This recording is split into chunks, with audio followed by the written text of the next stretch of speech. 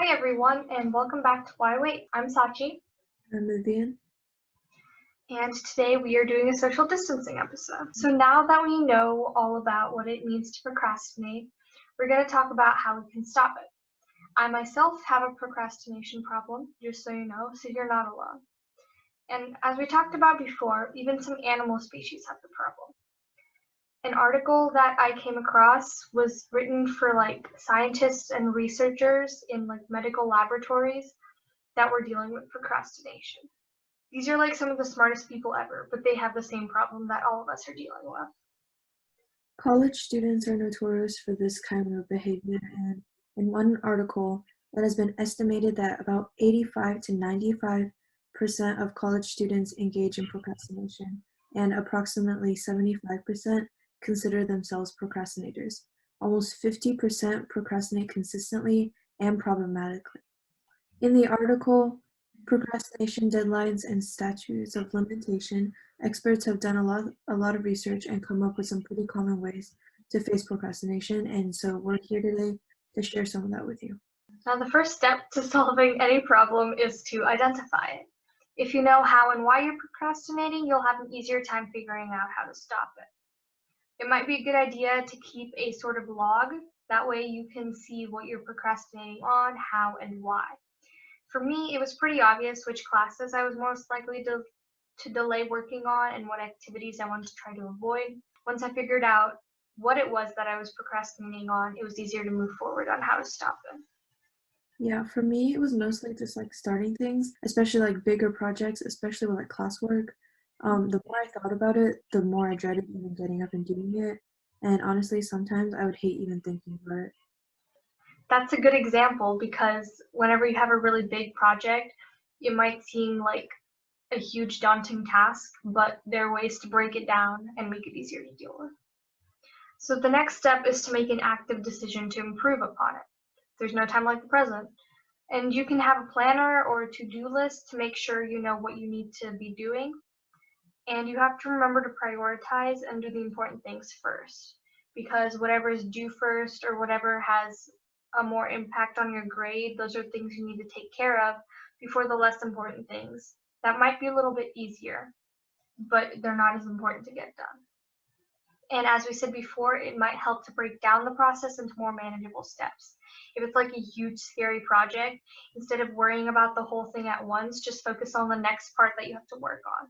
And if you go one step at a time and only do one thing at a time, you can just worry about the next interval of the project instead of the whole big scary part. This is a good trick to stay focused because you can concentrate on small steps. Things won't always go as planned because it's very difficult to change deeply established bad habits. You'll have to be persistent and self-disciplined. Something that might help is remembering that giving up won't solve the problem. In fact, it'll probably just make it worse because that's how this procrastination thing started anyway, right? A way to be disciplined is to envision your end goal and then yourself actively working to complete it. Think about the long-term benefits that will come out of finishing whatever you need to be working on right now. It's definitely easier said than done because we talked about how in previous episodes we're more concerned about the present than the future.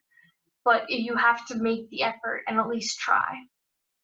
Yeah, and also try to create a healthy working environment free from the things that usually distract you. So I need my phone to be in another room, or I'm going to spend hours looking at memes, going on social media. TikTok is Same. a problem for me recently. Actually, not just recently, yeah. This is especially important now that we're in the middle of a pandemic and we're all working or learning from home. If you're in your room, don't lay on your bed. Try to sit at a table or something, a flat surface. Try to maintain a normal and reasonable sleep schedule so you don't get too far out of sync. I know some people, they've been sleeping, they're pretty much nocturnal at this point, and I don't know how they do it. And the thing is, we still have online school, so how are they doing their work? Yeah, probably through answers. Keep your workplace clean and clutter-free, and make sure to organize your supplies so that you can find the things that you need easily. A lot of scientists and health experts are recommending that people maintain as much of a normal routine as possible. If you start to feel negative, which can definitely happen, convince yourself that what you are doing is important. The whole procrastination thing has a lot of different psychological aspects. Procrastination is caused because of negative feelings, but it can also cause more negative feelings, leading to this dreaded cycle. Being mentally strong is really the only way to be able to escape the cycle of procrastination. And then Victor Perichin, in his article called Don't Put It Off, suggests applying the Joshua factor, which can be summarized in this sentence: keep marching on anyway. And so basically you just have to keep going. It'll get bad, but remember like your end goal and what you're going to get out of finishing all these things. Don't be afraid to tell others about your commitment. Supportive friends and family will only help you with your new productivity goals. And finally, you have to reward yourself for the progress that you do make and forgive yourself for your mistakes. Charlotte Lieberman from the New York Times says that you should forgive yourself as a number of students in a part of the study did. In forgiving themselves for procrastinating last time, they were able to help avoid procrastination the next time. Self-compassion is a word that she used in her article numerous times. Several studies show that self-compassion supports motivation and personal growth. Not only does it decrease psychological distress, which we now know is a primary culprit for procrastination, it also actively boosts motivation, enhances feelings of self-worth, and fosters positive emotions like optimism, wisdom, curiosity, and personal initiative. Best of all, self-compassion doesn't require anything external, just a commitment to meeting your challenges with greater acceptance and kindness rather than ruminations and regret. Mistakes happen, but you can't let them stop you. Now, we all know what happens when our tasks have a deadline. We rush at the last minute to complete it just in time. But what about the things that don't have a deadline, things that are long-term? And they might not be like tasks or assignments for school, but things that are part of our day-to-day lives. Tim Urban has this TED Talk, and it's called Inside the Mind of a Master Procrastinator. I definitely recommend checking it out because it's very informative. He has an interesting perspective.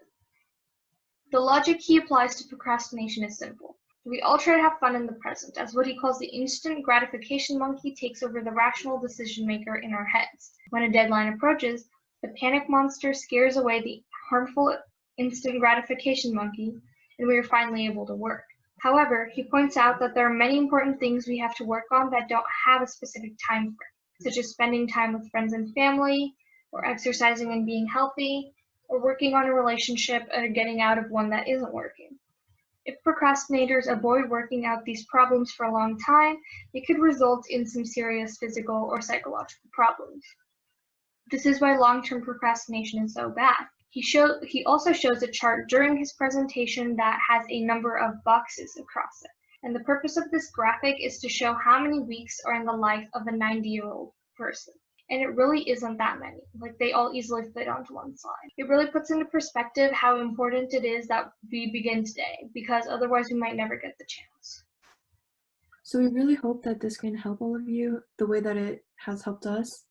Procrastination can really suck, and what we want to do is give some advice, talk about it, and try to do it. So thank you everyone for listening, and be sure to check out our next episode on Why Wait. Make sure to check out our website, whywait.weebly.com, for more information and for more links outside of this podcast.